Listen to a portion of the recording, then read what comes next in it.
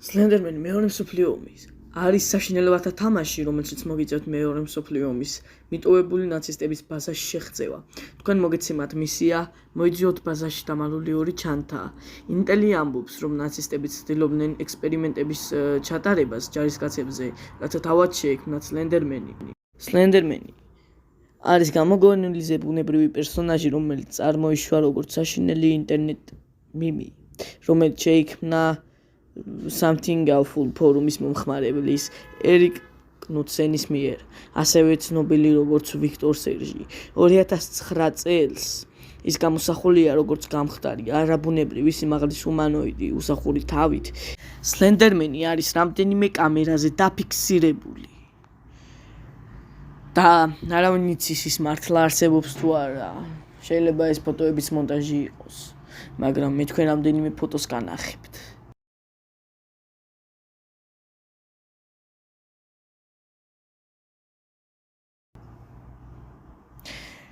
ამ ფოტოების ნახვის შემდეგ გულში სისხლი ჩაგივართ და გაგიჟდებით, რომ მართლა სერიოზულად ისეთი ფოტოებია, რომ შეიძლება გული გაუსკდეს ნებისმიერ ადამიანს. ამიტომ დავიწყოთ მოდი ჩვენი ისტორია. ერთ-ერთი კაცი წერს ისტორიას, რომ სლენდერმენი არის ნამდვილი და რატომ წერს ამ ისტორიას. ერთხელ ეს კაცი წავიდა ტყეში, რომ მოეჭრახეები, იმიტომ რომ იყო ზამთარი და სჭირდებოდათ გათბობა, რა თქმა უნდა. მაგრამ წავიდა ტყეში და როდესაც ხის მოჭრა დააპირა, გაიგო ხმა მიშველეთ. კაცმა რომ გაიხედა მის რუქს უკან, კაცი შვილი არ იყო, არავინ არ იყო.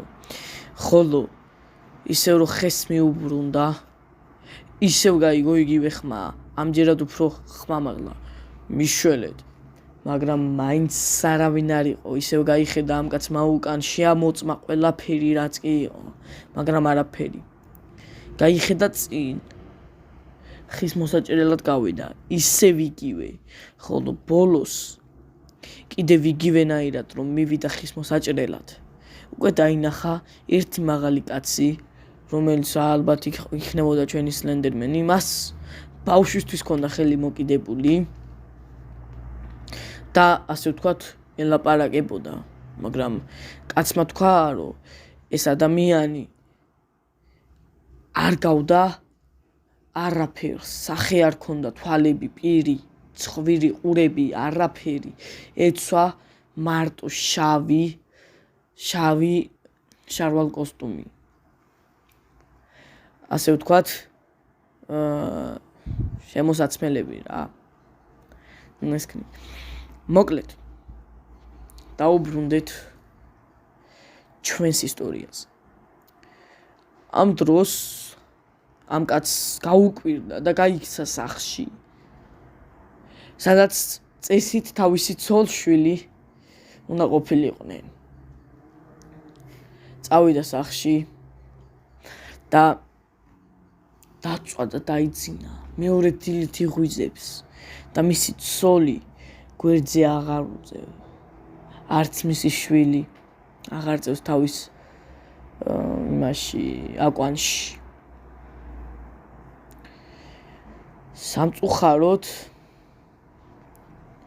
ამ კაცის ცოლ-შვილი მოკლა ერთ-ერთმა ადამიანმა.